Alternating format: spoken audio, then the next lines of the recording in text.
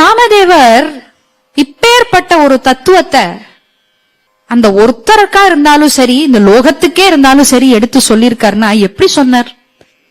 அவருக்கு முதலையே தெரிஞ்சுடுத்தா?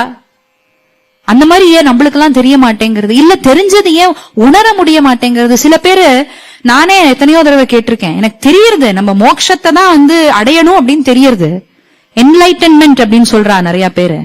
ரியலைசேஷன் அப்படிங்கிற எத்தனையோ வார்த்தைகள் யூஸ் பண்ணி அதையே நம்ம நிறைய பேரு சொல்றோம். பட் நம்மளுக்கு தெரியறது ஒண்ணு ஒரு பக்கம், அதை உணர்ந்து அதை உள்வாங்கி நடைமுறையிலையும் அது ரிஃப்ளெக்ட் ஆறது இன்னொன்னு. அப்பதான் நிஜமாவே ஞானம் பொருந்திருக்குன்னு அர்த்தம். ஒரு சதாசிவ பிரம்மேந்திரால் அப்படியே ஒரு நாள் எல்லாத்தையும் விட்டுட்டு கிளம்பினார்னா அது நிஜமான ஞானம். அப்ப அந்த மாதிரி ஏதாவது ஆச்சா நாமதேவருக்கு? எப்படி அவருக்கு இதெல்லாம் தெரிஞ்சிருக்கும்?